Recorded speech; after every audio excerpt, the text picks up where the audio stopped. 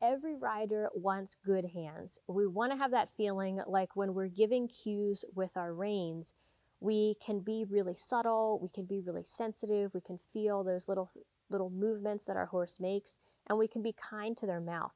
I think that all of us as riders have the awareness that our rein is attached to the bit and that's in the horse's mouth. It's a very sensitive area, and we want to be kind.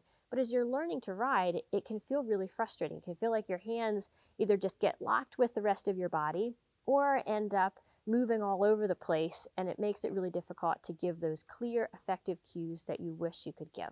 I'm Callie. I'm back here with Carly, one of the school horses. You're watching the weekly show, and today we're talking about contact.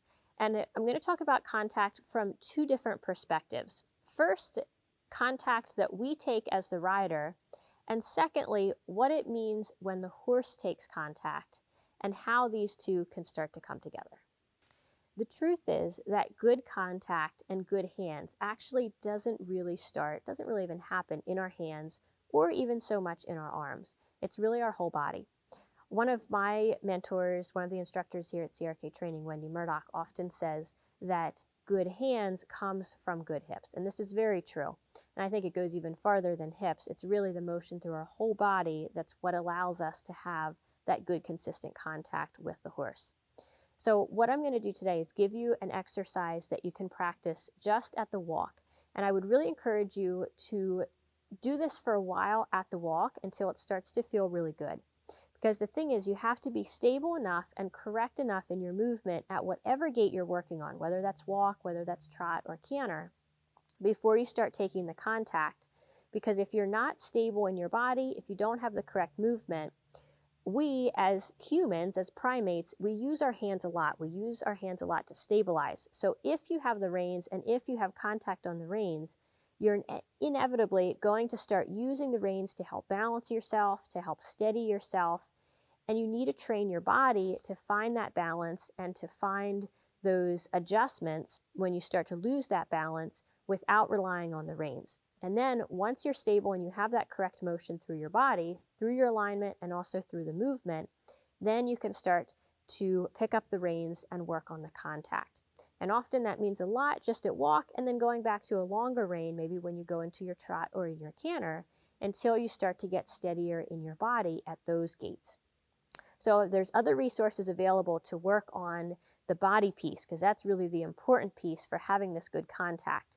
If you haven't gone through the free 7-day series, Better Riding in 7 Days, that's a great place to start, and we'll put a link down below. But what I'm going to do next is I'm going to go ahead and ask Carly to walk here. And as she's walking, the first thing I want to do, a great place to always start, come on, a great place to always start is to just take a few minutes and breathe and think about feeling the motion coming through your body, specifically through your hips. You can see I let her go to a long rein for this. So here I'm just thinking about breathing, feeling the motion in my hips. And now as I take up my contact, I'm going to be aware of allowing this motion to continue. I'm going to take even just a little bit more, shortening my reins until I can feel just a soft contact with the corner of her mouth. Now here I start to feel this motion through my whole body. You can see that as I've got the little contact, my arms are following her mouth. So the contact is in the motion through my whole body. It's not just in my hands, and it's not just in my arms. I have my rein going through here between my pinky and my middle finger.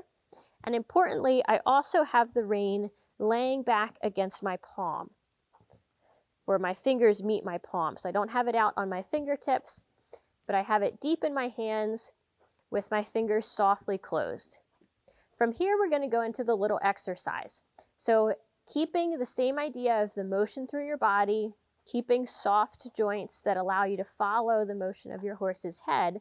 Right now, we're not concerned about where that motion is going. So even if your horse is going hollow, you're going to just follow whatever motion they're giving you for now. We'll talk about the horse's part in the contact next.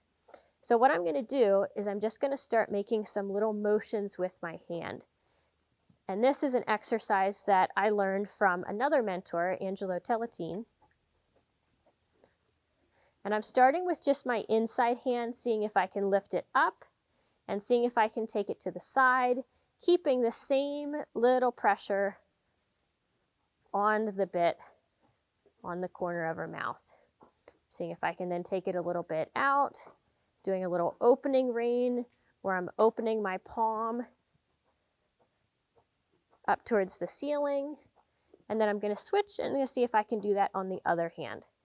Now you can take this and work this in any gait. So if you're really stable and you're working on your contact in the canter, you could be doing this at canter, you could be doing this at trot. Walk is a really good place to start though, and make sure you're able to do this consistently at the walk. So what I'm doing here is not only practicing being able to make these little adjustments with my arm to keep the contact the same, but I'm also staying really aware of how my body is moving so that I'm still keeping my hips free and moving with her at the walk. So that's the first exercise to improve your contact as the rider.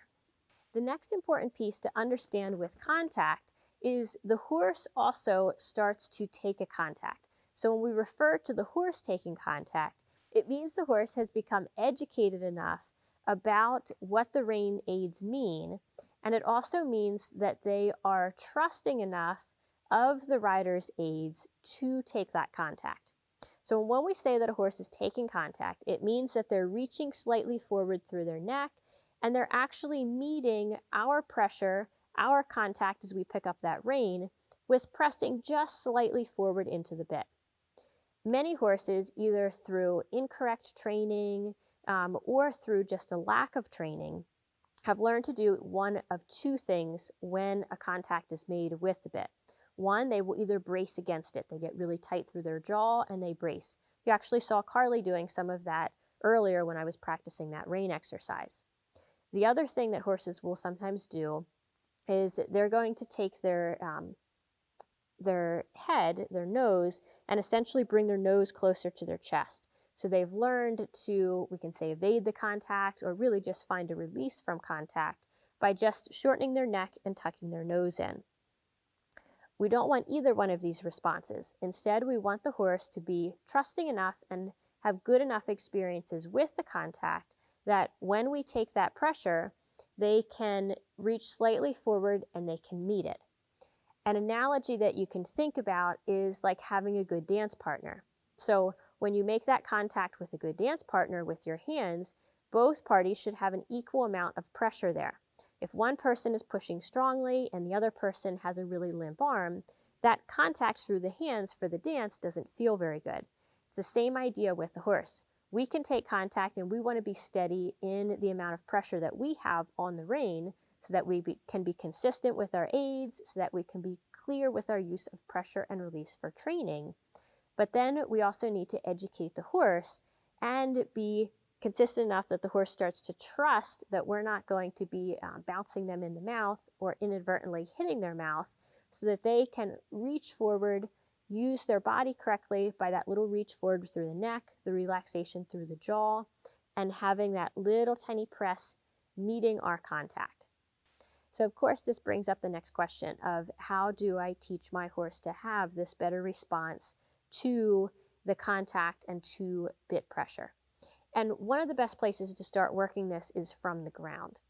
When you're working on the ground, you can actually separate the two of working on your own body posture, working on your ability to just keep a consistent pressure and be more effective with your pressure and release with the reins as you're riding, as well as, of course, always working on our posture and our movement, but also developing your feel and helping the horse understand what a good response is to the rein pressure on the ground. So I'm going to put a link below for a course that we run here on in hand work that will be offered again soon. And you can sign up for that if you're interested in learning more.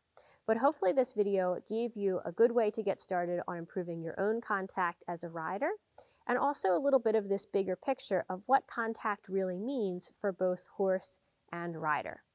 So I hope you enjoyed this video, And I would love to know what questions you have about contact and about use of the reins. So if you have a question, go ahead and put it in the comments down below this video. And of course, as always, we would love to have you subscribe here to our channel, and also make sure that you go to crktrainingblog.com for the best conversation, the best comments, and many other free resources like this one.